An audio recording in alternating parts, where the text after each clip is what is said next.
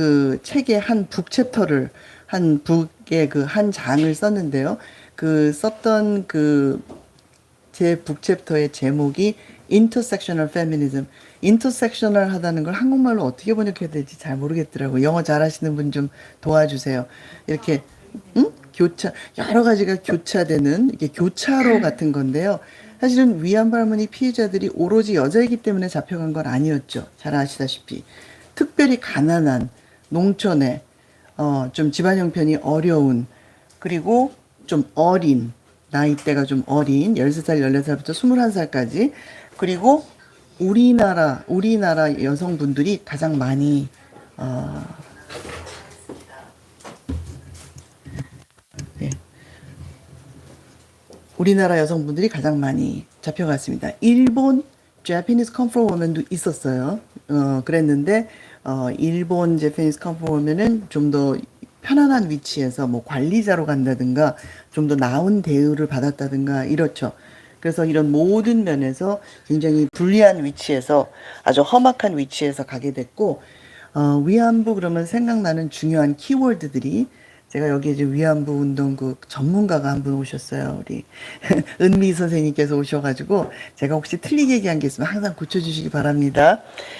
김학순 첫 번째로 이것을 증언하신 분, 김학순 할머니 다 아시는, 그러나 그보다 먼저 몇 년 전에 배봉기 할머니가 일본에 있으셨어요. 근데 이분이 왜 유명해지지 못했냐면 일단 한국으로 못 돌아오셨어요. 배봉기 할머니는. 배봉기 할머니가 그 많은 위안부 할머니들이 글을 읽거나 쓸 줄 모르시기 때문에 이분이 오키나와에서 위안부 생활을 청산하고 한국으로 돌아가야 되는데 아무 신분이 안 돼 있는 거예요. 지금으로 말하자면 여권 비자가 아무것도 없이 불황아처럼 일본에 있는 거죠.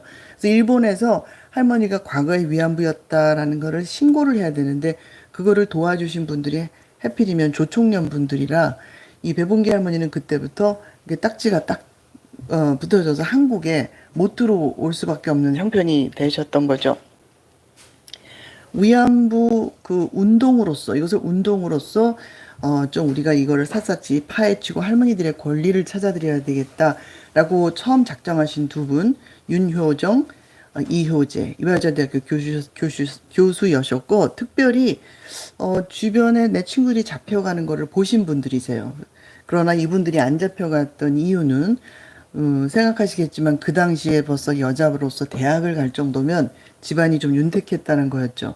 그래서 계급적으로 피할 수 있었어요. 그것을 다른 곳으로 움직여서 피할 수 있었기 때문에 거기에 대한 책임감으로 윤종옥 이분이 배봉기 할머니를 일본에 가서 만나고 그 리포트를 처음 위안부 문제를 들고 나온 곳은 우리나라에 기생관광이라고 있었어요. 일본 사람들이 우리나라에 복목으로 오고 여자를 취하려고 왔습니다. 아주 굉장히 그런 역사가 뭐 이렇게 이어지고 있었는데 그것을 좀 비난하기 위한 학회가 있었어요. 제주도에서.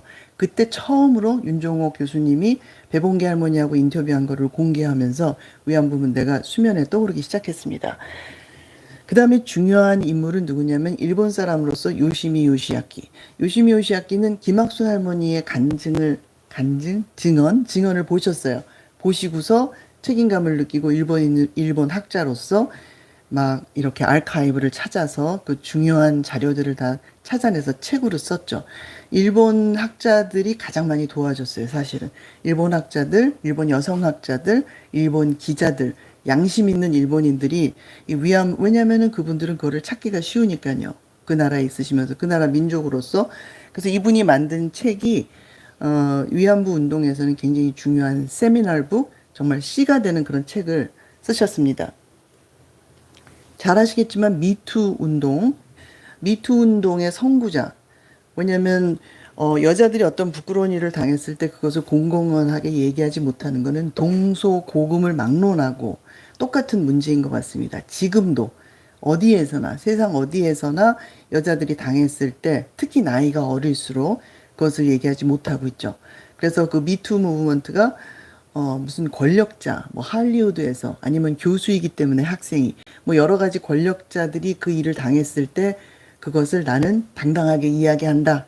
라는 것의 최초 아마 미투 선구자가 우리 할머니들이 아닌가 싶습니다. 숫자, 그러니까 또 논란의 여지인데요. 할머니들이 그러면 한 20만 명이었나? 한 5만 명이었나? 일본 사람들은 숫자를 줄이려고 하겠죠. 그리고 피해자들은 숫자를 좀 더 많이 해야 한다는 생각을 하고 있을 텐데요. 최근에 페이페이추라는 중국 학자께서 Chinese Come From Women, 중국 위안부라는 책을 내셨어요. 그리고 그 책에 중국 위안부만 20만이 있었다. 그래서 원래 알고 있는 20만 플러스 20만에서 40만의 피해자가 있었다라는 센세이셔널한 책을 발표하셨습니다. 그럼 그 20만은 왜 이제까지 조용히 있었을까요? 중국은 우리랑 좀 입장이 틀린 게 우리는 일본의 속국이었잖아요, 당시에. 중국은 적국이었습니다. 그럼 적국에 그 봉사를 했다라는 게 그런 섹슈얼 서비튜드를 했다라는 자체가 역적 행위로 몰릴 수가 있었어요. 그래서 중국 위안부 할머니들은 한마디도 할 수가 없었죠. 아주 최근까지. 그래서 그 숫자는 뭐에 비교해서 나오느냐면 지금 이것은 Women's Active Museum on War and Peace, 줄여서 WAM이라 그래서 일본에 있는 위안부 박물관이에요. 아주 중요한 박물관이죠. 여기서 굉장히 중요한 자료들을 많이 주고 있는데 거기서 제공한 위안소가 있었던 지도입니다. 그 위안소는 군사의 숫자에 비례해서 있고 그러면 위안소에 몇 명이 배출됐고 이런 거를 다 계산해 보면 40만이 나온다는 거죠. 여러분 잘 아시다시피 한국에서는 정신대 문제 대책 협의회 굉장히 중요한 단체죠. 1990년 이 단체가 발족이 됐습니다. 윤종호 교수님이 서재에서 이렇게 다 사랑방처럼 공부를 좀 하자, 자료를 모으자, 뭐 이렇게 시작됐다고 하더라고요. 그래서 첫 번째 피해자 할머니 김학순 할머니를 설득해서 기자회견을 하셔야 됩니다. 세상에 알려야 됩니다. 할머니가 그 마음을 먹도록 옆에서 많이 도와주시고 신뢰를 쌓았다고 합니다.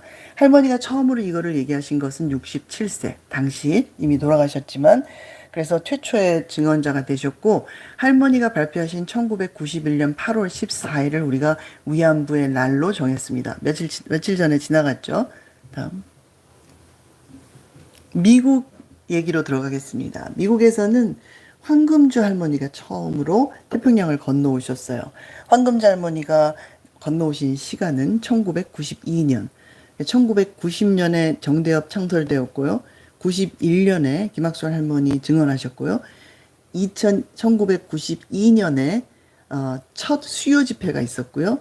또 황금주 할머니가 미국으로 건너오셨습니다. 할머니는 39년 13살 때 만주로 잡혀가셨다고 말씀을 하셨고 교회 지하실에서 저도 지금 교회에서 말을 하는데 교회 지하실에서 할머니가 말을 할 때 많은 사람들이 깜짝 놀랐습니다. 그만큼 이 문제가 알려지지 않았었죠. 그리고 Fox 4 죄송합니다.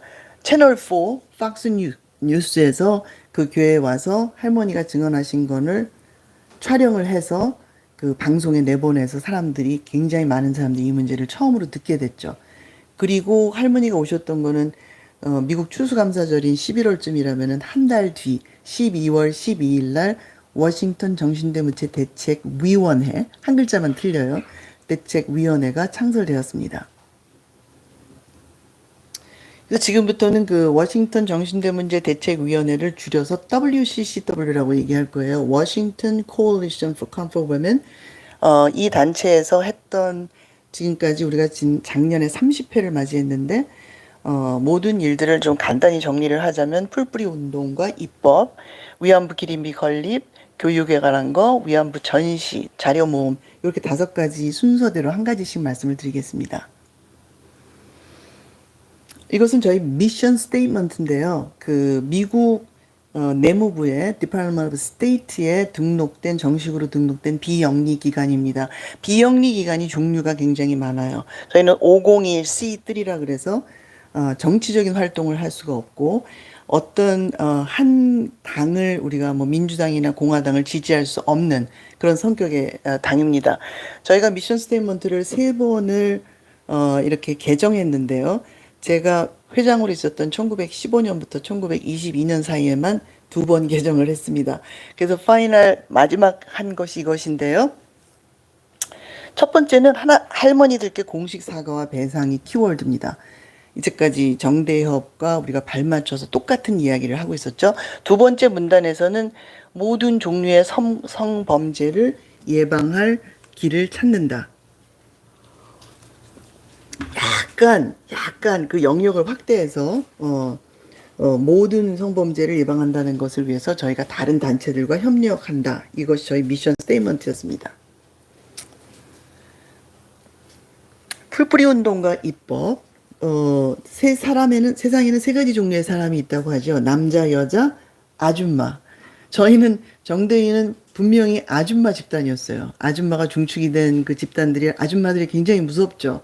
그래서 막 더 무서우라고 소복같이 하얀 옷을 입고 막 화이트 하우스 백악관 앞에서 막 법무부 앞에서 국회 앞에서 이렇게 막 데모를 엄청 해댔습니다. 위의 것은 1993년과 1994년의 데모 사진이고 많은 책들에서 이것을 책 표지로 하기 위해서 저희한테 저작권을 요청하는 그런 중요한 사진입니다. 특별히 오른쪽 거. 여기에 보면은 저 젊어 보이는 중간에 있는 분이 그 초대 회장님이신 이동우 회장님, 그리고 초대 그 임원들 사진이 있고요. 우리가 그 하얀 한복을 어떤 때 입어요? 뭐 물론 요즘에는 검정을 입지만 약간 소복 같은 느낌? 그래서 이렇게 우리에게 그 어떤 원과 한이 있다라는 것을 표현하는 방법으로 그렇게 했겠죠. 아래 것은 제가 회장으로 있었던 2015년에 제가 일복이 많아서 제가 회장으로 있는 동안 정말 많은 일들이 있었어요. 정말 사건 사고가 많았는데 그 당시 그 수상이 수상이 와서 그 국회에서 연설을 할 때 저희가 정말 큰 그 데모를 기획했습니다. 4월 24하고 25일 2015년 워싱턴 포스트지에도 일면 광고를 했고 그 다음에 전국에 있는 한인들이 모여서 이틀 동안 데모를 했습니다. 다음. 보통 매번 하는 수요 집회는 저희는 그렇게 하기는 좀 힘들었어요. 그 일본 대사관까지 가는 거가 뭐 여기서 한 청주거리, 서울에서 청주거리를 그렇게 사람들이 많이 모일 수 없기 때문에 저희는 뭐 어떤 사건이 있거나 할머니가 방문하셨거나 아니면 뭐 그 방금 저처럼 뭐 수상이나 뭐 누가 왔거나 뭐 이럴 때 주로 모여서 하는데 이 정대위가 수요 집회를 하면서 기본적으로 하는 7가지 주장이 여기 있습니다. 뭐 인정하고 사과하고 뭐 진실규명 저희도 여기에 발맞춰서 똑같이 그것들을 하고 있습니다. 사과가 중요하죠. 그럼 제가 그 위안부 컨퍼런스 보면 전도사라고 저 스스로 생각하는데 어디든지 불러주면 산골이라도 예 어디라도 가는데 뭐 국민학교 고등학교 어디라도 가는데 그 제 강의가 끝나면 항상 물어보는 질문이 변치 않고 사과했다고 들었는데요. 사과했는데 이거예요. 사과 분명히 했는데 한 번은 고노 스테이먼트라고 그래서 93년에 했고 한 번은 무라야미 이거 다 수상들이에요. 미국은 영국처럼 왕이 있고 수상이 실질적인 일들은 하죠. 그러나 이 사람들이 뭐 깊은 애도의 뜻을 포한다. 깊은 반성의 뜻을 표한다. 할머니들 그 아픔에 정말 몸서리치게 마음이 아프다. 아무리 얘기해도 그거는 개인적인 표현입니다. 개인적인 자기들의 감정의 표현입니다. 정식 사과라고 공식 사과라고 하는 것은 일본 국회는 다이어트라고 불러요. 일본 국회 그것을 상정을 해서 국회에서 어떤 가결을 해서 표를 투표를 해서 그것을 통과시켜서 그러고 난 다음에 우리가 어떻게 배상해 줄까? 그 배상, reparation, 법적 배상. 그냥 워먼스 펀드라는 그런 한번 수상의 와이프가 그런 걸 한 적이 있죠. 여자들이 이렇게 뭐 십시일반 모아서 돈을 줬는데 사실은 그 돈의 성격이 문제예요. 성격이. 국회에서 통과시키고 공식적으로 통과해서 그거에 대한 법적 배상 그걸 원하는 거지 누가 그냥 불쌍하다고 개인적인 도네이션 모아서 준 거를 원하는 건 아니라는 거죠. 할머니들이 큰 돈도 필요 없고 명예회복이 중요하니까요. 미국에서 이렇게 십시일반 모이기 시작한 위안부 운동은 저희 단체뿐만 아니라 다른 주에서도 아까 우리 기자님과 잠깐 말씀을 나눴지만 미국에서 한국 사람들이 열심히 특히 뭐 세탁소 제일 많이 하시고 델리 하시고 그렇게 해서 했지만 뭐 정치까지 생각할 틈은 없었죠. 그냥 먹고 살고 자식 좋은 대학 보내는 거에 너무 바빠 있는 찰나에 LA 폭동이 터졌어요. 1992년. 아까 기억하라 그런 그 같은 해죠. 1992년에 LA 폭동이 터졌을 때 경찰이 한국 교민을 그냥 내달겨뒀습니다. 그리고 그 뒤에 있는 베버리 힐즈하고 헐리우드만 딱 지키고 서서 한국 사람들은 죽거나 말거나 가게들이 다 불타거나 말거나 내버려뒀죠. 정신이 번쩍 났어요. 아, 내가 지켜야 되는구나. 내 목소리는 내가 내야 되는구나 싶어서 Korean American Association 한인회를 만들기 시작했습니다. 고만하라는 얘기인가요? 한인회를 만들기 시작했는데 이 한인회에서 만든 그 1992년 그 해에 마침 정대위가 만들어졌잖아요. WCCW. 그래서 WCCW는 이 한인회의 도움이 없었더라면 그렇게 큰일들을 할 수 없었습니다. 한인회, 특별히 뭐 한인들이 많이 사는 뉴욕, 시카고, LA, 그 다음에 조지아, 텍사스 뭐 이런 큰 도시들에서 모두 힘을 합쳐서 그분들이 다 시민권자잖아요. 그 동네에 있는 국회의원들을 이렇게 찌를 수 있는 자격이 있는 분들이죠. 그럼 기금도 모아주고 하면서 위안부 운동 좀 신경 써줘 막 이렇게 얘기를 한 거예요. 그래서 그 모든 노력들이 결실이 이루어져서 한 10년간의 노력이 합쳐서 결실을 이룬 것이 2007년에 위안부 결의안입니다.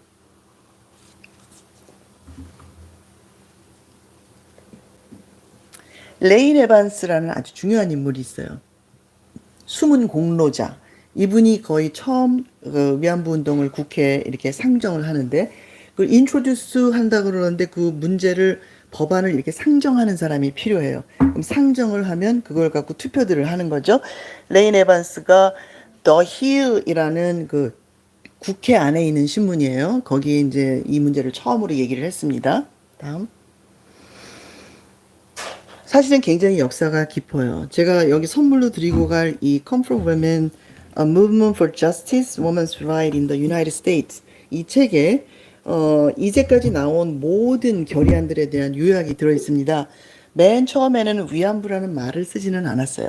그러나 강간, 뭐 성범죄 이런 말들이 처음으로 미국 국회에 나오기 시작했죠. 그 말은 미국 국회도 이때까지는 그런 문제에 아주 무지했어요. 아주 무지했어요.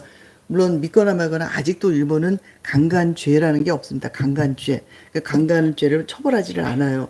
전 세계가 거의 지금 전 세계가 강간죄라는 게 있는데 그래서 여기 보시면 H.CONRES가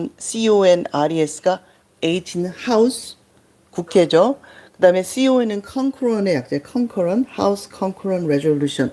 그래서 HCONRES라는 건 뭐냐면 상원과 하원이 다 이거를 통과해야지만이 이 법안이 통과될 수 있다는 거죠. 그리고 여기 RD는 R은 Republic, D는 Democrats, 그 다음에 CA는 캘리포니아의 약자, 뭐 일리노이의 약자, 이제 이렇게 알아보기 쉬우라고 했습니다.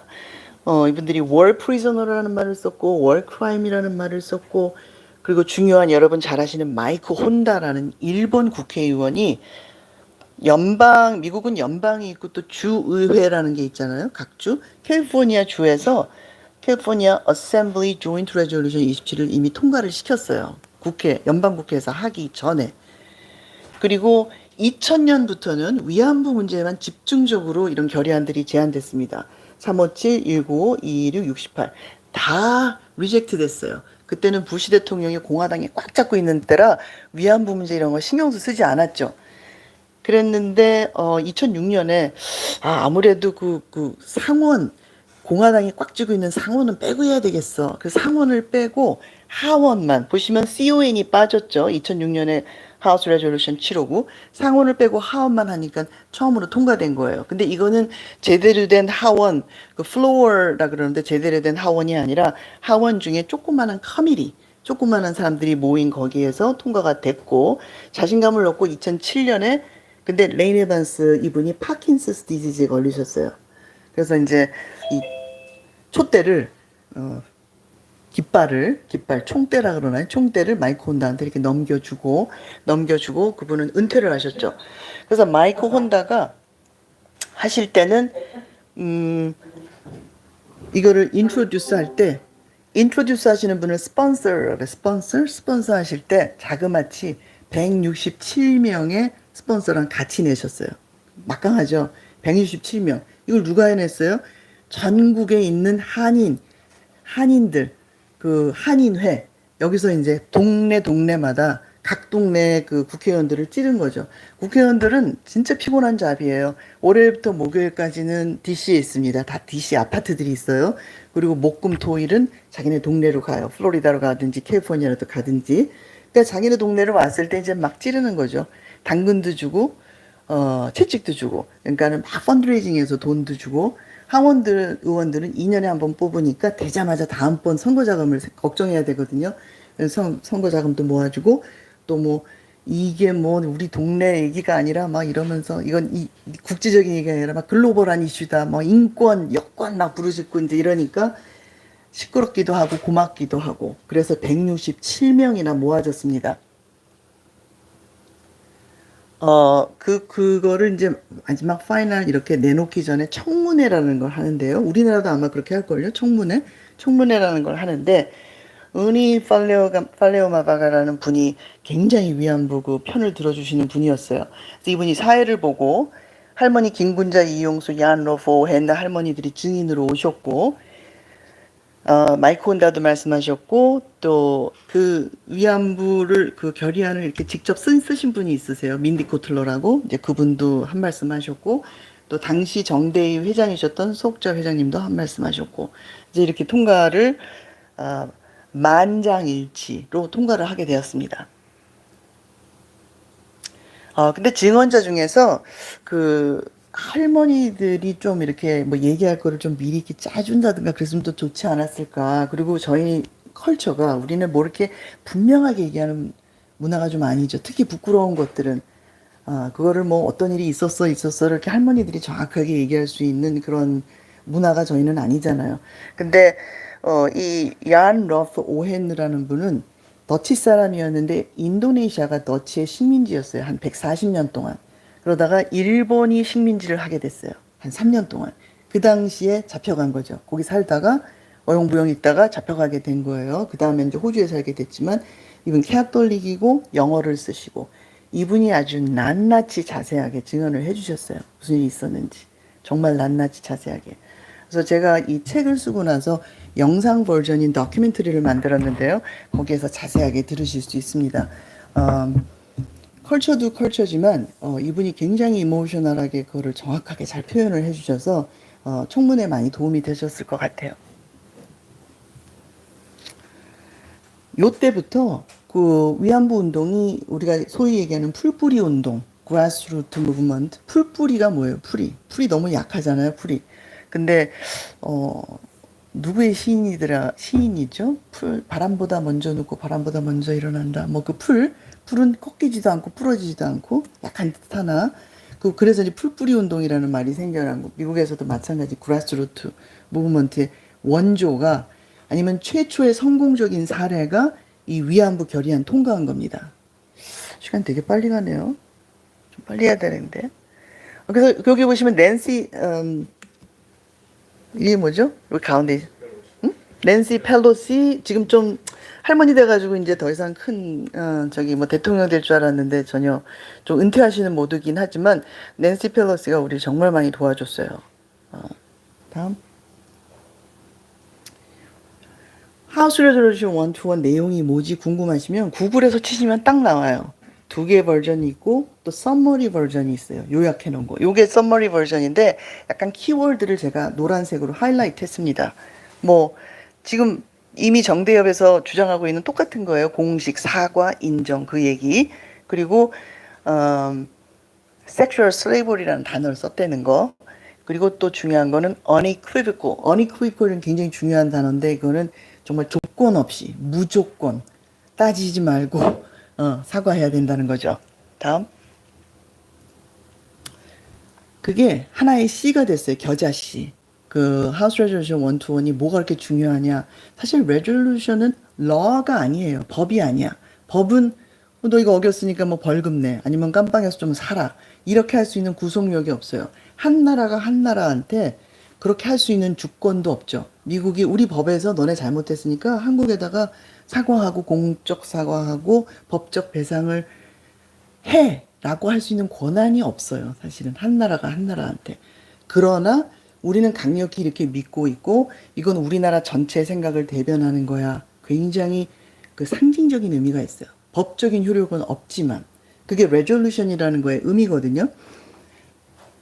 레졸루션 1-1이 한번 통과되자마자 미친 듯이 주단위, 시단위, 뭐 도단위 다른 나라 계속 레졸루션을 맞아 나도 동의 나도 손을 드는 거죠. 맨 마지막에 있는 메릴랜드 세네트 하우스 레졸루션, 그 메릴랜드 주 의회에서 할 때는 이미 그게 2015년이었던 것 같은데 할머니들이 너무 연로하셔서 아무도 비행기를 타실 수가 없어서 제가 할머니를 대신해서 그 증언자의 자리에 섰었습니다. 통과됐습니다. 다음. 아까 잠깐 말씀드린 그 미국 법무부에서 그 디렉터로 있었던 일라이 로젠바움이라는 사람이 본인이 주이시고 유태인이고 나치 전범자들을 막 찾아서 헤매는 이런 작업을 할 때 그 WCCW 선배님들이 가셔서 그만큼 끔찍한 일이 여기 또 있다네. 그게 바로 위안부 문제라고 막 얘기를 열심히 하시고 자료도 모아주시고 이용수 할머니 직접 가셔서 이게 뭐 테리토리아라는 건 아니지만 할머니들이 다 어떤 단체가 이렇게 좀 도와드리고 있으시니까 이용수 할머니는 아무 단체에도 속하지 않고 혼자 있으시고 뭐 개인 변호사 놓고 하시니까 외국에 있는 저희 단체들한테는 굉장히 모시기 쉬운 분이셨어요. 예. 그래서 이용수 할머니가 저희한테 제일 많이 오셨던 것 같습니다. 할머니가 그 일레이 로잔발 만나서 막 얘기하시고 또 할머니가 또 이런 거 잘 하시잖아요. 그래가지고 결국 몇 년간의 노력 끝에 법무부에서 이런 전 세계에다가 그 기자회견을 했어요. 미국에는 워치리스트라는 게 있어요. 미국의 끔찍한 범죄를 저지르는 사람들은 이 땅에 덜들을 못 들어와.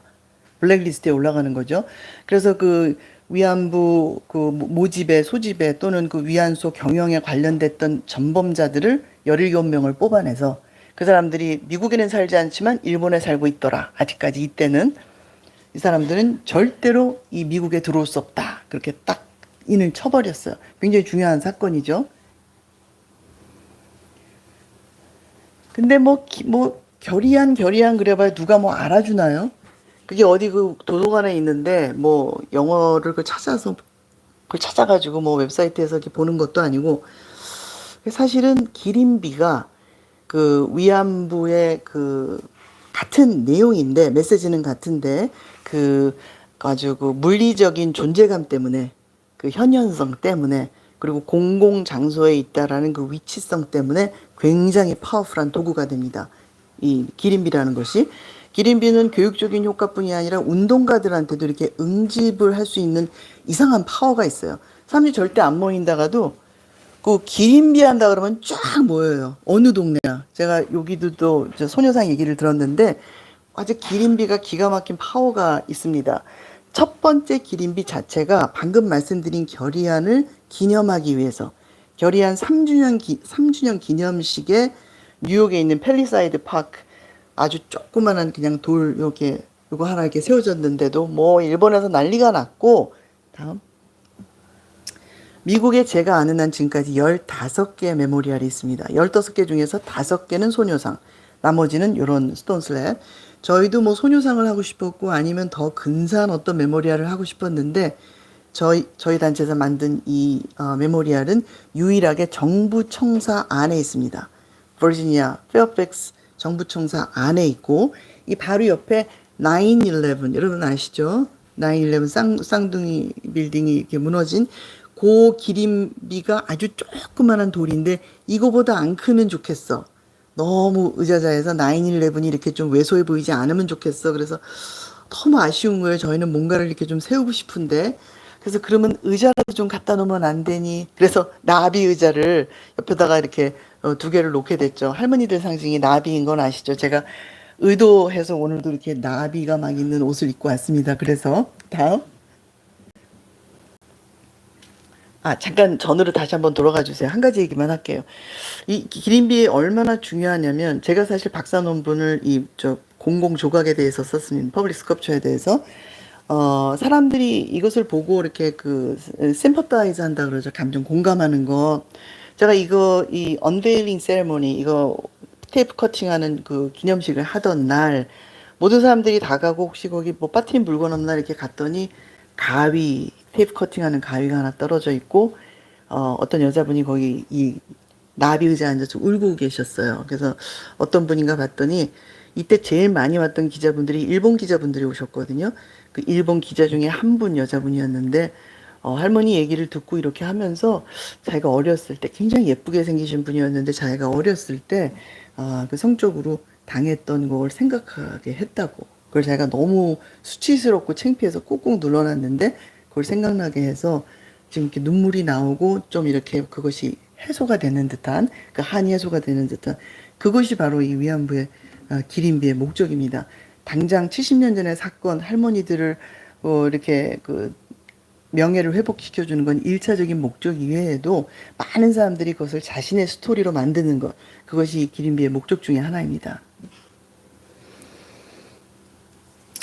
그 수요 집회 대단하죠. 기네스북에 오를 정도로 가장 긴 한 가지 문제를 가지고 가장 길게 한 그 집회인데 천차를 맞이할 때 김석영, 김은상 두 부부 조각가한테 이 소녀상을 의뢰를 했어요.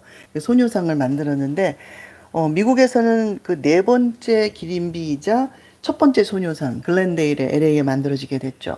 난리가 났어요. 이 LA 이거는 또 제가 하나 다른 한 북챕터를 쓸 정도로 굉장히 법적 논란까지 가고 정말 일본 사람들이 소녀상을 특별히 싫어합니다. 제가 일본 그 대사관에서 참사 정도 되는 사람이 저를 계속 관리하는 사람이 있는데요. 그 사람한테 내가 물었어요. 왜 특별히 소녀상을 싫어하느냐고. 왜 이렇게 소녀상을 특별히 싫어하느냐고. 답을 못했어요.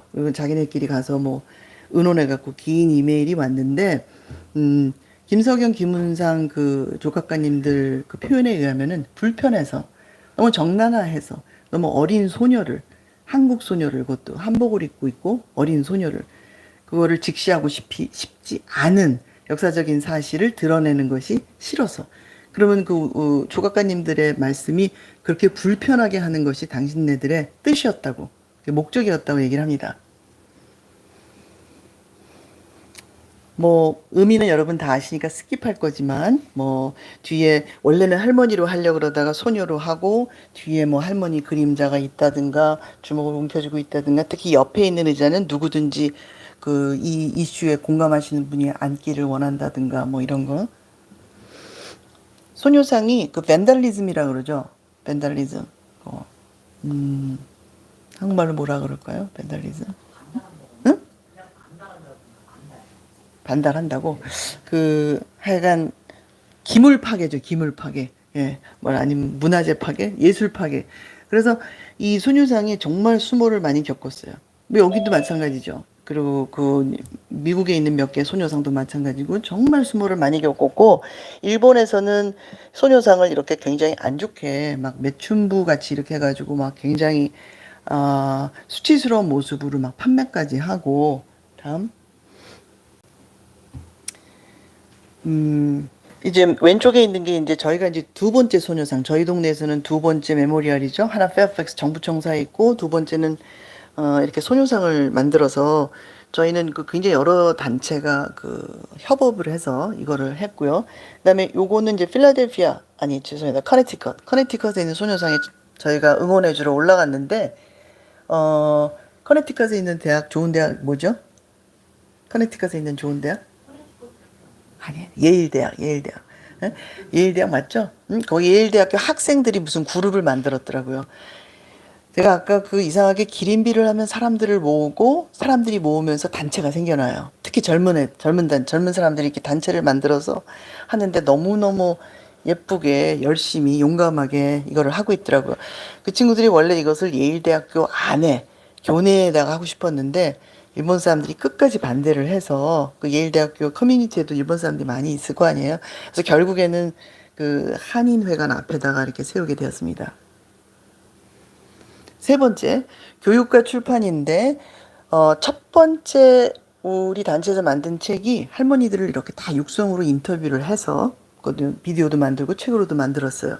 그 책을 가지고 Come From Women Speak라는 책을 만들었고, 또 첫 번째 아카데믹 컨퍼런스를 조지타운 대학에서 바니오 교수님하고 마그렛 스테츠 두 분 다 조지타운 교수님들이셨는데, 아주 성공적으로 첫 번째 그 학술 컨퍼런스를 하면서 그 컨퍼런스 내용을 책으로 만든 것이 할머니들의 유산, 할머니들의 유산.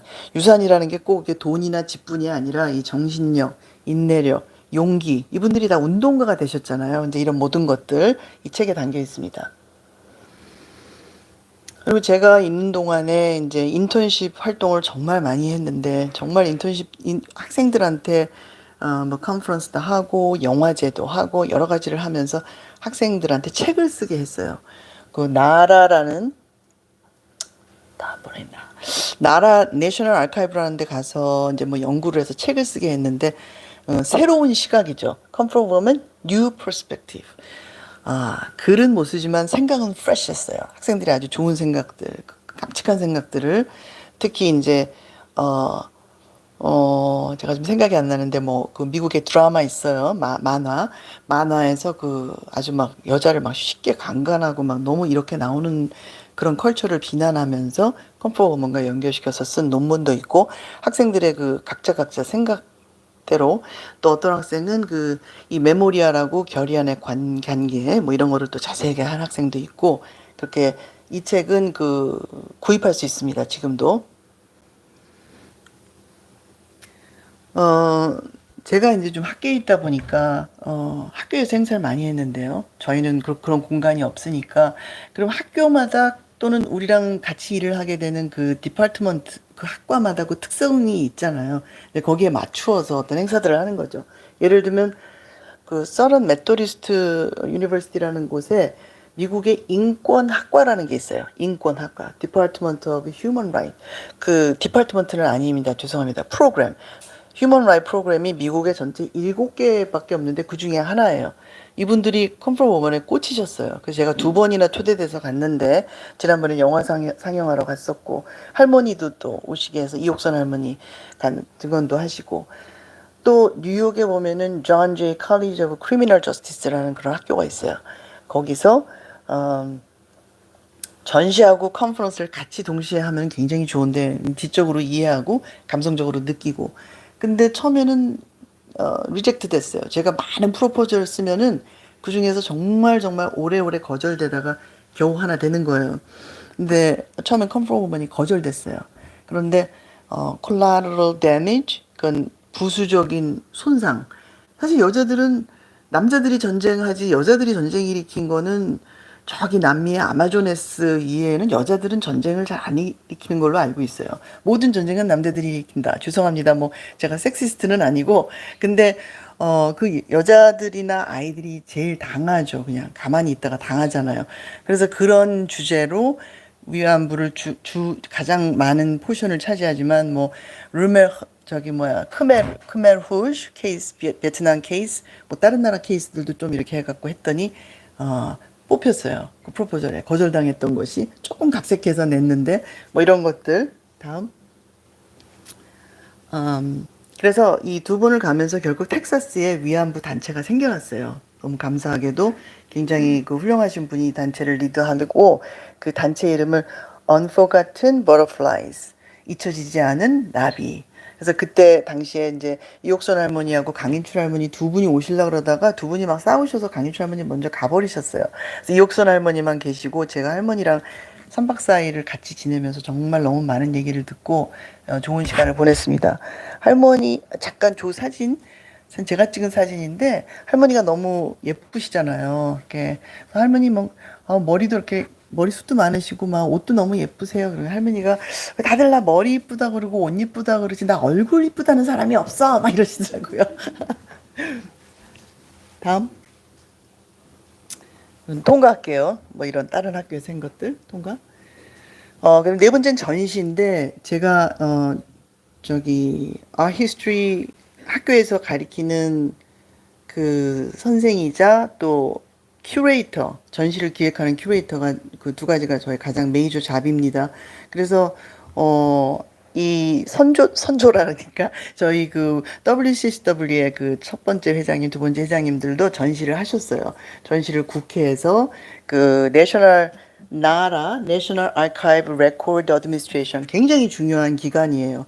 우리나라가 좀 아카이브를 할 수 없는 형편이었죠. 막 전쟁이 있고 뭐 정말 아카이브를 할 수 없는 형편이었어요. 그래서 저 내셔널 아카이브는 1이 있고 2가 있는데 1은 자기네 나라 거, 미국 거, 2는 온갖 외국 거, 거기에 우리나라 것도 굉장히 많이 있습니다. 그래서 우리나라 국사편찬위원회라든가 서울대학교 인권연구소 같은 데서 여름방학 때 2달씩, 뭐 3달씩 와서 이렇게 호텔 잡고 여기서 구하죠. 왜냐면 여기 있는 자료들은 이렇게 박스에 들어있어서 장갑 끼고 손으로 찾아야 되는 거지, 캐럴로깅이 돼 있어가 컴퓨터에서 툭툭 찾는 자료들이 아니거든요. 오래오래 걸려서 찾아야 되는 거죠. 거기 자료들을 다 찾으셔서 위안부 자료들을 국회에서 이렇게 전시를 하신 거예요. 다음. 그다음에 할머니들의 상처가 어떻겠어요. 뭐 우리 선생님도 책에서 잘 쓰셨지만 너무 끔찍한 거죠. 이거는 한 명만 한테만 당했어도 평생 갈 텐데. 그러니까 할머니들이 이제 여러 가지 테라피를 하시는데 뭐 심어가지고 플랜트 테라피도 하시고 뭐 화투 테라피도 하신다. 그리고 뭐 이렇게 그림을 그리면서 아트 테라피를 이렇게 하시는데 PTSD라고 그러죠. Post Traumatic Stress Disorder.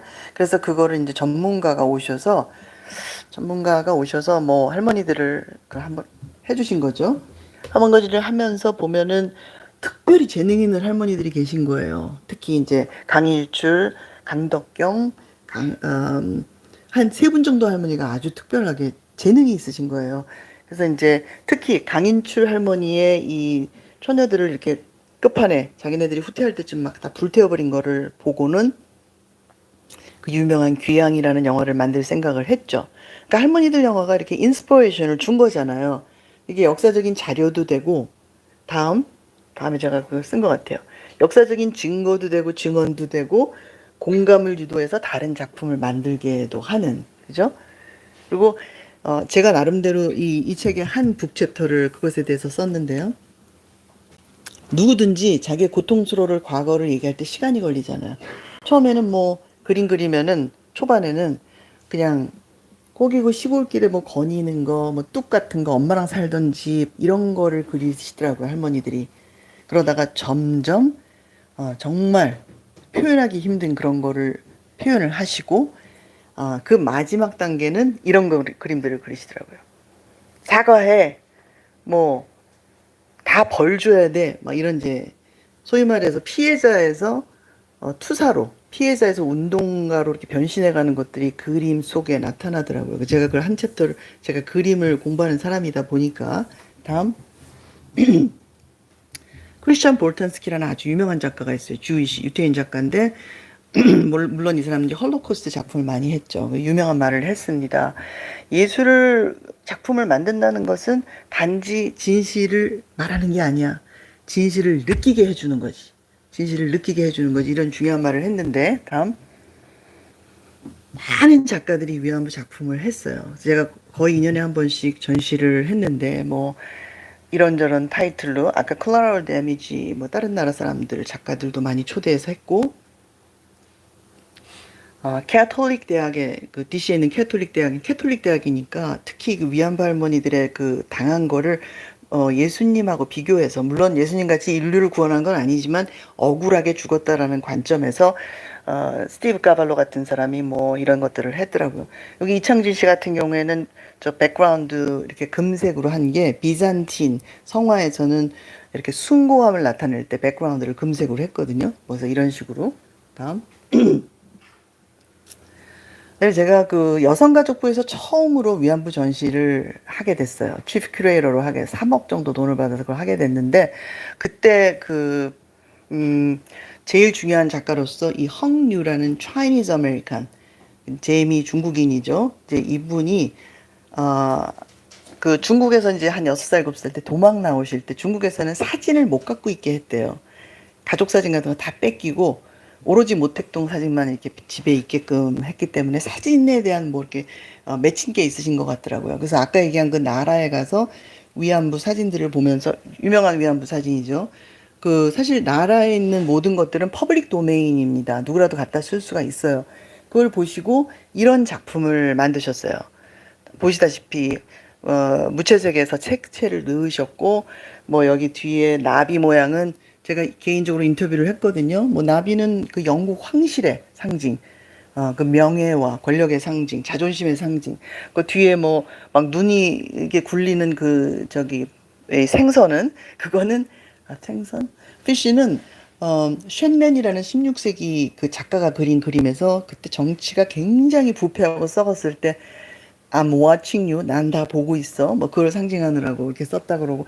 하여간 이런 것들을 다 하고 그 제 책 표지에도 이렇게 주셨고 이미지를 주셨고 또 우리 그 전시할 때도 그 사람을 대표하는 화랑에서 한국 가서 전시하려면 한 6만 불 내, 6만 불 내라는데 그냥 이분이 중간에서 나서서 그냥 가져오게 해주셨고, 그렇게 너무너무 고마우셨던 분인데, 스미소니안 미술관에서 개인전 오프닝 하러 딱 옷 입고 나오시려고 그러다가 심장마비로 돌아가셨어요. 저는 이분이 좀 더 많이 위안부 그림을 그려주길 원했는데, 꽤 많이 그리셨거든요, 이미. 다음.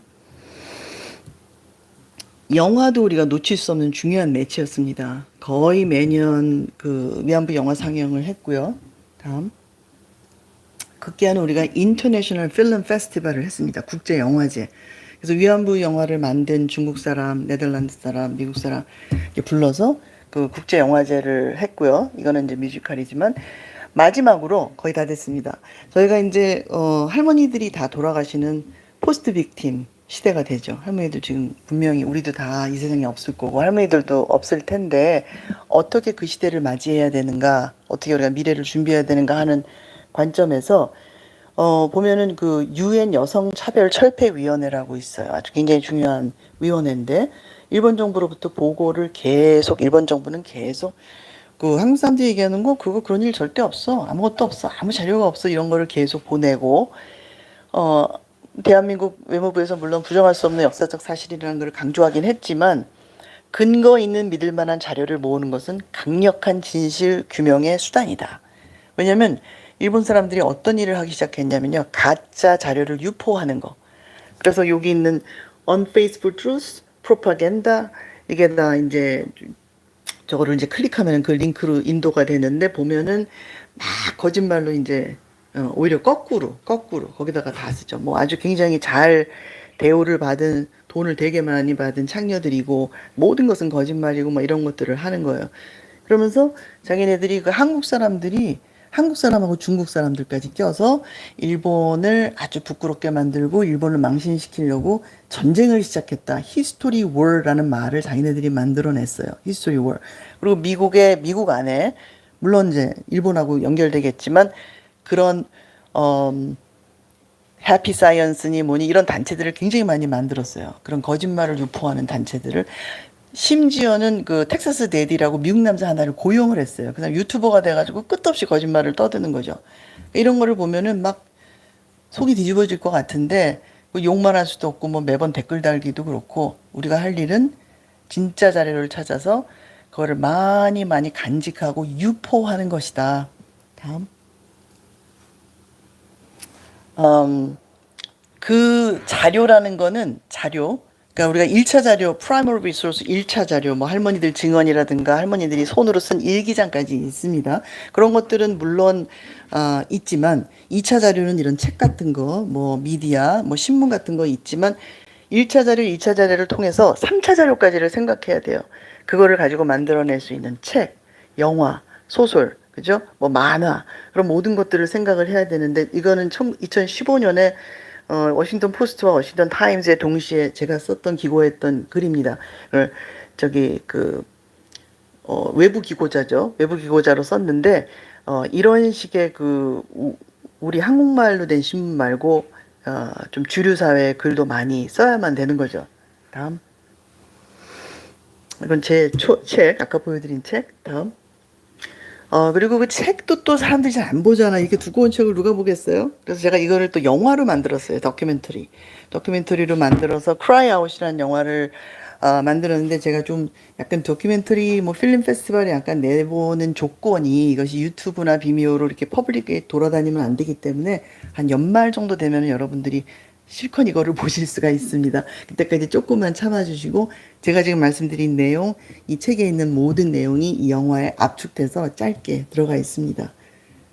한 가지 제일 중요한 거. 지금 이 마당에 어떤 좋은 프로젝트가 있냐면 아직까지 발설할 때가 아닐지 모르겠지만 여러분 단체한테 미리 말씀을 드리자면 미국에는 국회 도서관이라는 게 있어요. 국회에 도서관이 있습니다. 거기에서 전 세계 자료를 다 모아놓죠. 가장 공신력 있고 뭐 지구가 멸망하지 않는 한 그 도서관은 항상 있죠. 네, 학교마다 무슨 도서관이 있는데 그 도서관에 뭐 이렇게 그 컴포먼 아카이브를 만들려고 생각을 해보면 그거를 동조해준 교수가 사라지거나 죽거나 은퇴하면은 그게 있을 수 있는 가능성이 희박해요. 어디다 그 박스에다 넣어서 처박힐 가능성이 큰데 국회 도서관에 한번 캐탈로깅이 돼서 들어가면은 그냥 거기에 있는 거죠. 인류가 존재하는 한, 미국이 존재하는 한. 그런데 다행히 굉장히 오랜 세월 노력을 했는데 다행히 최근에 그것이 가능해졌어요. 그것이 가능해졌습니다. 근데 저희가 갖고 있는 자료는 영어가 좀 대부분인데 거기서 아예 컴포트 워먼 섹션을 하나 따로 만들려니 최근에 6.25 전쟁 그 섹션이 만들어졌거든요. 6.25 전쟁 국회 도서관 안에. 그래서 그 위안부만을 위한 거를 만들자 보니 좀 한국말 자료가 더 필요하다. 그래서 제가 정대협에 SOS를 했습니다. 정대협이랑 공조해서 한국말 자료, 영어 자료가 다 들어가는 그날까지 여러분들 많이 협조해 주시고 기도해 주시면 감사하겠습니다. 여기까지입니다.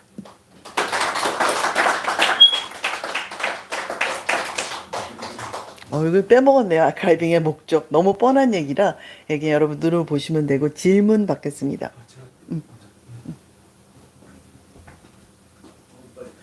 예, 장시간 아주 열정적으로 본인이 연구하신 것도 경험해 오신 거 아주 되게 상세하게 듣는 좋은 기회였습니다. 그래서 이 미국에서 위안부 운동이 어떤 계기로 벌어졌는가, 아까 간단하게 92년 그 LA 폭동 때 우리 교민들이 어떤 이 단결의 필요성 느낀 거가 중요한 계기가 됐다. 그리고 그 이후에 위안부 운동이 전개된 과정, 또 그다음에 현재 그 미국의 그 정신대 대책 정신대 대책위원회가 어떤 활동을 해왔는가, 이게 상세하게 말씀을 해주셨습니다. 저 한 시간 관계상 질문을 한 3분 정도만 받겠는데, 먼저 이 줌에 계신 분들 중에서 혹시 질문 있으시면 해주시겠습니까? 보니까 저 강동구 소녀상 활동하시는 최형수 선생님하고 또 김세준 교수님 한 몇 분 계시는데, 어떻게 줌에 계신 분들 질문 주시겠습니까?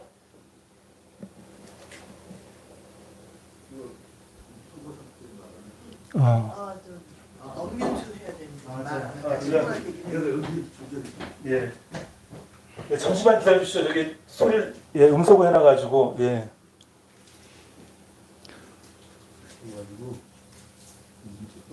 네, 여기 본인이 하셔야 돼요. 됐어요. 이제 됐어요. 이제 말씀 저기 말씀하시겠습니까, 김세준 교수님? 네. 제가 먼저 말씀드릴게요. 아주 굉장히 좋은 강의를 듣고 또 지금 요즘 한국 실정에 시의적절한 그런 주제를 선정했다고 생각합니다. 왜냐하면 한국은 지금 없어져 가는 때거든요. 그래서 지난번에 다음 분이 질문을 하시겠지만은 그 강동구 소녀상이 있는데 그걸 거기에 막 훼손을 하고 그걸 없애려고 하는 그런 그 관변 단체라고 그럴까, 그런 데에서 지금 열심히 그쪽도 노력을 하고 또 지키는 사람들도 또 노력을 하고, 요새는 지키기 운동을 하는 것이 그 위안부에 대한 역사 지우기 혹은 위안부 소녀상 부수기에 대한 그런 운동이 일어나고 있는 때에 이렇게 외국에서 또 오셔가지고 이런 강의를 해주셔서 매우 감사합니다. 그런 것이 뭐 저로서는 위안부에 관한 것뿐만 아니고 여성 폭력에 대한 그런 것에 대한 그 성인지 감수성도 같이 하는 거라고 생각하는데, 그 외국 사람들이 우리와 같은 그런 경험을 하지 않은 그 외국 사람들에게 이런 그 위안부 소녀상이라든가 위안부에 대한 여러 가지 그 역사에 대한 그 아카이브나 뭐 이런 활동이 어떤 영향을 주는 것인지, 또 인류와 여성들에게 어떤 의미를 갖고 있는 것인지 이런 것에 대해서 좀 추가로 말씀을 해주세요. 고맙습니다. 네, 감사합니다. 만나서 반갑습니다. 이민 1세대가 1990년대 초에 와서 아까 얘기한 아줌마 부대 이제 요 챕터는 끝났습니다. 예, 저희 초대 회장님도 돌아가셨고 된 것 같은데요. 예, 돌아가셨고, 예, 저도 지금 은퇴 모드고, 제가 15년을 봉사를 했거든요.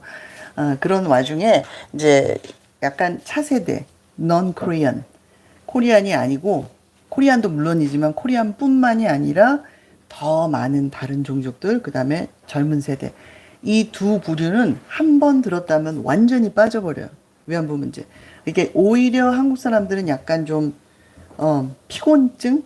고만 좀 하지 마. 이렇게, 고만 좀 해라. 왜냐면 저희가 되게 영세한 기업으로서 이렇게 기금을 할 수밖에 없기 때문에, 기금 모집을 해야 되기 때문에, 이렇게 좀 지친다 그럴까요? 1세대들은. 그렇지만 이제 좀 젊은 사람들이나 아니면은 외국인들이 이 문제를 처음 접하면 완전히 깜짝 놀라서 다들 어떻게 도와줄까 이런 분위기입니다. 이거는 뭐 질문 안 하셨지만 제가 잠깐 부연으로 말씀드리고 싶은 것은 위안부 운동이라고 우리가 지금 얘기를 했잖아요. 주제도 운동이고 운동이라는 말의 정의는 되게 비슷한 생각을 가진 사람들이 한 방향으로 쉬지 않고 움직이는 걸 운동이라고 정의하더라고요.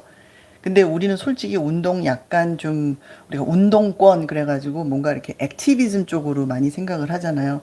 그래서 운동이라는 말을 살짝 웨이브, 트렌드 좀 이렇게 확대해서 생각을 한다면 미국에서는 굉장히 다양하게 이 위안부 문제를 받아들이고 있어요. 학술적으로, 예술적으로, 미디어로, 운동으로 너무너무 많은 뭐라 그럴까, 영역에서 이거를 받아들이고 있기 때문에 제가 정말 그 다음 차세대 학자한테 이것을 제안을 했어요.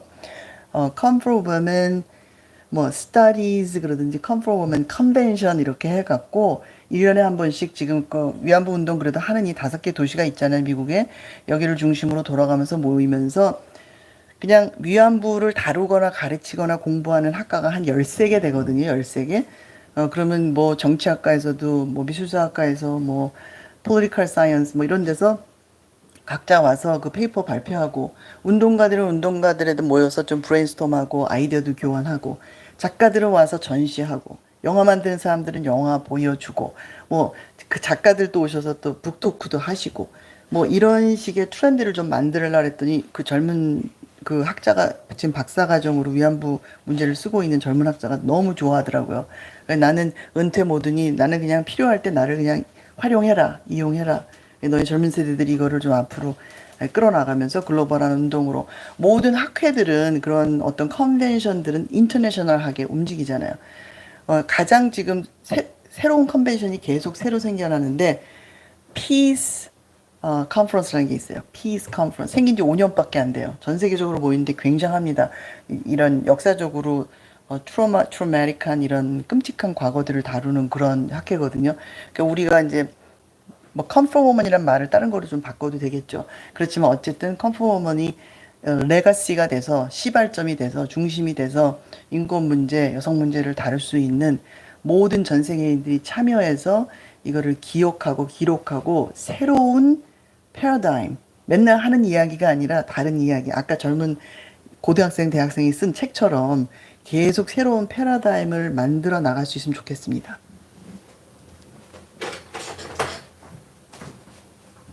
예, 감사합니다. 그러면 청정석에서 질문 나와서 해주시죠. 위안부에 대한 소설을 쓰신 그 은빈희 작가님께서 질문을 해주시겠습니다.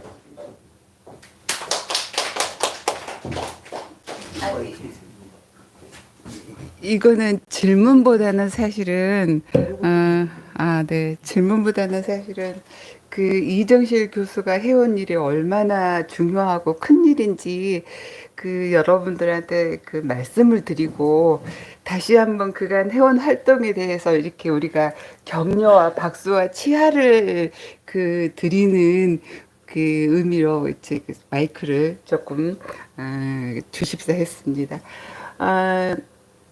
사실은 그 전쟁 중에 중세시대 때부터 전쟁 중에 그 여자를 정복하는 일은 어떻게 보면 자기의 어떤 그 자기 그 나라의 어떤 혈통이나 그거를 넓히는 일환으로 많이 이용돼 왔어요. 그러니까 어떤 정복 전쟁할 때 그 전쟁에 참여했던 군사들한테 뭐 이렇게 마음대로 첫 번째가 뭐 여자들을 뭐 겁탈해라 뭐 그런 일들이 비일비재했었죠.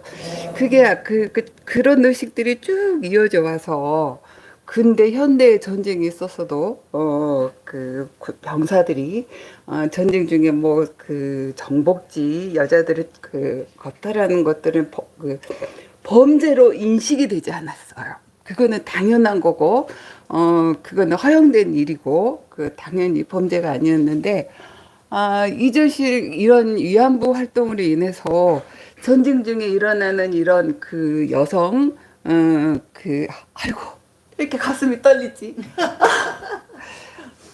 제가 요즘에 좀 컨디션이 안 좋아서 막 떨려요 가슴이. 공감해서 그런 거 아닌가?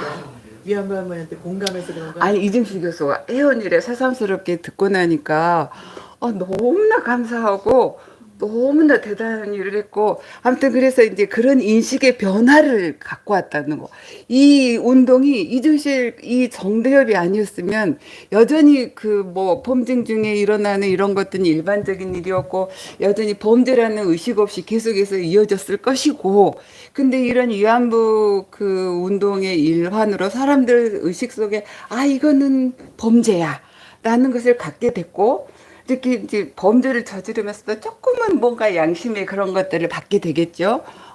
어쨌든지 간에 그 지금도 뭐 러시아하고 뭐 그런 그 이야기 들어보면 그런 일들이 비일비재하잖아요. 근데 어쨌든지 간에 유사일이래로 전쟁 시대 그 여성들의 피해 그런 것들은 많이 이제 뭐 논문으로 뭐 발표가 되거나 그런 것들 그 전쟁 시대의 여성에 대한 그런 시각들 그런 것들 많이 있어 왔지만 뭐 그런 것들은 전문가들이 공유하는 그런 것들이고 이거는 일반인들 대상으로 이게 범죄라는 것들을 각인시켜 준 계기가 됐고 아무튼 그 이정실 교수가 해온 일에 너무나 제가 감사를 드리고 이런 이정실 교수가 해온 이런 일련의 강연이나 이런 것들이 좀 더 많이 활발하게 좀 이루어져서 우리 사이에 그 여성에 대한 이런 범죄는 이런 강간이나 그 전쟁 시 이런 일들은 범죄라는 것들이 좀 확산됐으면 좋겠고 참고로 사실은 일본이 끝끝내 자기들은 일본 그 정부에서 군인에서 자기들 안 했다라고 얘기하는데 전쟁 끝으로 갈수록 사실은 일본 군들이 많이 약해집니다. 왜냐하면은 군인들이 대부분 막 매독에 걸리거나 이렇게 성병 때문에 나가서 전투를 할 수 없는 상황에 이르러요. 그래서 그 일본 군인이 그 정책적으로 성병에서부터 방지하기 위해서 정책적으로 많이 더 극렬하게 더 모집을 했습니다. 특히 식민지였던 조선에. 그래서 그 자기들이 그렇게 그 군수 물자를 했으면서 지금도 아직 그 부정하고 있죠. 그런 것들을. 그래서 이정희 교수의 이런 활동들을 좀 더 자주 활발하게 그렇게 해서 더 그 인식의 변화를 더 많이 알렸으면 좋겠다는 생각을 합니다. 이정실 교수한테 우리 뜨거운 박수를 한번 보내주겠습니다. 감사합니다. 아유, 아직 더 하셔주셔서. 그러면 질문 있으신가요? 예. 나와서 해주시죠. 예. 예, 박병득 기자님께서 해주셨습니다. 예. 나와서. 따라하는 걸 쓰나서요? 여기서 요 마이크. 네.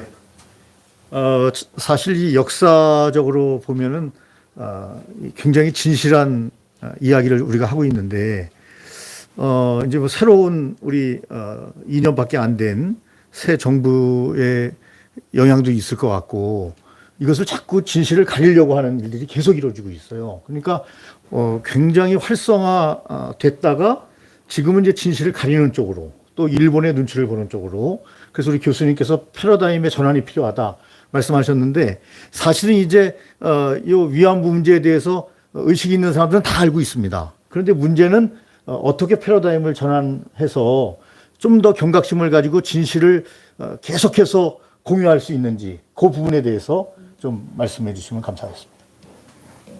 제가 정답을 갖고 있지는 않습니다만 여러 대학에서 이제 젊은 학생들을 가르치다 보니 우리와는 좀 다른 세대더라고요. 젊은 세대들은 일단 뭐 TV나 컴퓨터도 잘 보지 않고 셀러폰을 주로 주 미디어로 한다든가, 그 다음에 그 긴 거를 못 참아요. 영화든 뭐 책이든.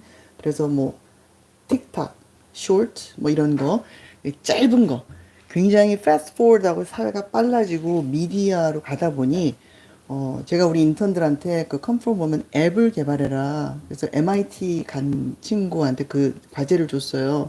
그러니까 우리가 지금까지 해오던 똑같이 데모하고 똑같은 거 외치고 뭐 똑같은 그 편지 보내고가 뭐 무의미하다는 의미가 아니라 그거 계속 하지만 플러스 something. 시대가 바뀌니까. 그리고 우리를 이어서 우리도 다 이제 피폐해서 이제 은퇴하고 죽을 건데 이 운동이 계속되려면 젊은 세대들이 가야 되는 뭐 비슷한 메시지라 하더라도 그거를 도구를 그걸 전하는 그 비클이 달라지면 만화 예를 들어 그 뭐라 그러죠? 웹툰. 제가 학생들 그 놓고 이렇게 저기를 하면요, 학생들이 가장 많이 보는 게 웹툰이더라고요. 미국 학생들이. 영화도 아니고 만화도 아니고 웹툰. 그러니까 그런 것들로 좀 제작이, 이게 결국에는 컵에서 그 한 방울 때문에 넘쳐나잖아요. 컵에 물이 쌓이다가 결국 넘치는 건 그 한 방울. 그러니까 컵이 끝까지 차일 때까지, 제가 얘기하는 그 2차 프로덕트라는 거는 이제 하버드 대학의 굉장히 유명한 교수님이 소프트 파워라는 책을 쓰셨어요. 옛날에는 하드 파워. 누구를 설득할 때, 그래 누구 설득해야 되는데 일본을 설득하든 우리의 후손들을 설득하든 할 때 옛날 같으면은 하드 파워는 뭐냐면 돈, 전쟁, 무기 뭐 이런 것들이라면 지금은 소프트 파워만이 워킹한다. 소프트 파워는 뭐 교육, 문화, 미디어 뭐 이런 것들이에요. 지금 그런 것들을 통해서 다른 사람을 설득해야 된다는 거죠. 제가 이제 다른 데 강의 오늘 좀 줄이느라고 많이 그런 것들을 뺐는데 결국 그런 2차 프로덕트들이 많이 나와야지만, 은미 씨 너무 열심히 그 소설 쓰신 거 감사한데, 소설 그 위안부 소설이 그 미국 그 영문과 그 필독 도서 리스트에 있어요. 그 필독 도서에 있습니다. 그리고 지금 뭐 누구죠? 그 배우 누가 책을 써가지고 차인표가 뭐 영국에 불려가는데, 이게 뭐 한두 명이 아니라 굉장히 많은 사람들이 프로덕트를 내야 돼요. 책, 영화, 미디어, 웹툰, 앱 이런 게 넘치다 보면 결국 물 한 방울이 너무 말하는 게 정말 창피해지는, 일본이 그게 아니다라고 얘기하는 게 창피해질 만큼 프로덕트가 좀 충분히 넘치게 생산돼야 된다고 생각합니다. 그리고 정부 그거는 뭐 좀 세월이 해결해 주겠죠. 뭐가 좀 바뀌면 뭐 바뀌면 예, 감사합니다. 아주 한국에서 국내에서 듣기 힘든 아주 귀한 강의해 주시고 또 이렇게 질문 답변해 주셔서 진심으로 감사를 드립니다. 예. 그러면 마지막으로 그 양진호 선생님께서 마지막으로 정리 발언 해 주시고 오늘 이 토론 마치도록 하겠습니다. 네, 양진호 소장님, 네, 모시겠습니다. 제가 언론계에 있다 보니까 요즘에 깜짝 놀란 사실을 발견했어요. 부하 기자들이 뭐라고 하냐면 전국 방방곡곡에 작년부터 갑자기 소녀상 앞에서 역사적 진실이 아니라고 시위하는 사람들이 생기기 시작했고 철거 운동을 하고 있다는 거예요. 구체적으로 베를린은 철거하기로 했잖아요. 그래서 이게 지금 앞으로 어떻게 전개될지, 일본군 위안부 역사적 진실이 사라질까봐 지금 걱정됩니다. 근데 젊은 남자들이 그렇게 여럿이 와서 소녀상 앞에서 시위할 정도면 그 사람도 먹고 살아야 될 거 아니에요. 근데 어떻게 나왔냐 이거죠. 어떤 조직들이 있고 굉장히 전국적인 방대한 무슨 조직들이 있지 않는가, 우리가 알지 못하는. 그걸 지금 추정을 해보고 있는데, 아무튼 지금 마지막으로 우리 이정실 박사님을 미국에서 여기까지 오시게 한 우리 장현프 목사님, 가난동문학교 이제 은퇴한 목사님이신데 나오셔서 우리 고모님이에요. 나오셔서 우리 이정실 박사님 소개도 해주시고 저희 또 존경하는 선배님입니다. 대법원 출신이고 또 이제 가난농문학교까지 목회하신 분 장형돈 목사님. 이정실 박사님. 가나안 교회 사회만 지가 얼마나 됐는데 아직도 그거 팔아. 그리고 은퇴한 지가 벌써 꽤 됐어요. 제가 2021년 초겨울에 우리 딸이 사는 미국을 방문하게 됐는데 그때 아까 화면에 보신 그 컴포트 우먼 비 있잖아요. 그게 아이제너 파크이죠. 예, 그 나소 카운티에 있어요. 거기 갔다가 거기 비문을 읽고 거기서 진짜 이 할머니들을 섹슈얼 슬레이브라고 쓴 걸 보고 와, 위안부가 아니구나 이런 느낌을 받고 가슴이 철렁했거든요. 그리고 그때 워싱턴에 사실 김한희 선생 그분을 만나러 갔다가 우리 이정실 교수님을 소개받게 됐어요. 그래서 이렇게 오늘 좋은 강의 듣게 해주셔서 참 감사를 드리고요. 아무튼 제 생각 하나, 다 돌아가시면 진짜 어떻게 하죠? 그래서 이 운동은 지속적으로 역사 문화 운동으로 계승돼야 되죠. 이 책은 제 겁니다. 여기 우리 김 국장님이 증인이 될 거예요. 우리 교수님이 사인해서 저 주기로 했어요. 그래서 제가 아들 줘야겠다.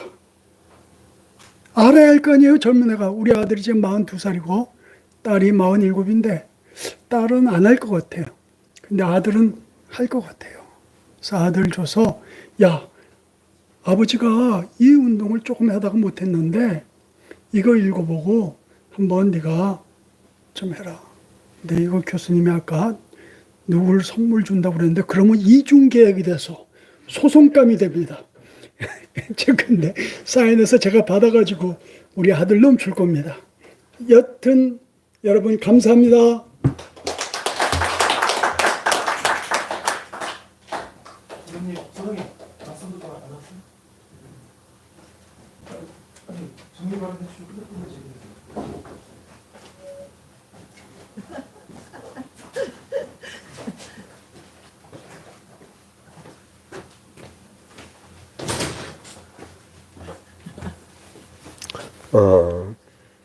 일본군 위안부 소설도 읽어보고 영화도 보고 그랬는데 이 역사만큼은 잊혀지지 말아야 됩니다. 왜냐하면 너무나 참혹한 36년이었어요. 아니 연구하다 보니까 제가 너무 놀란 게 점령 당하기 전에 약 20년간 왕비도 시해당하고 그리고 길바닥에서 지주한테 땅을 뺏으면서 때려 죽여도 군수가 지켜보는, 그러니까 한일 병탄되기 10년, 20년 전에도 이미 그런 나라였대요. 일본 사람들이 와서 막 재산을 뺏어도 아무 말도 못하던. 그러니까 이게 어떻게 보면 반세기 통치당했는데 그때 제일 연약한 그것도 소녀들 10대에 그 얼마나 전 딸 키워봐서 알아요. 그건 인류 역사상 있을 수 없는 범죄를 그걸 감춘다고요. 그래서 이 운동은 너무나 소중하고 우리 이정실 박사님 사는 날이 길어서 이제 이 운동을 전 세계로 잘 확장해 나가기를 축복합니다. 감사합니다. 예, 맞습니다.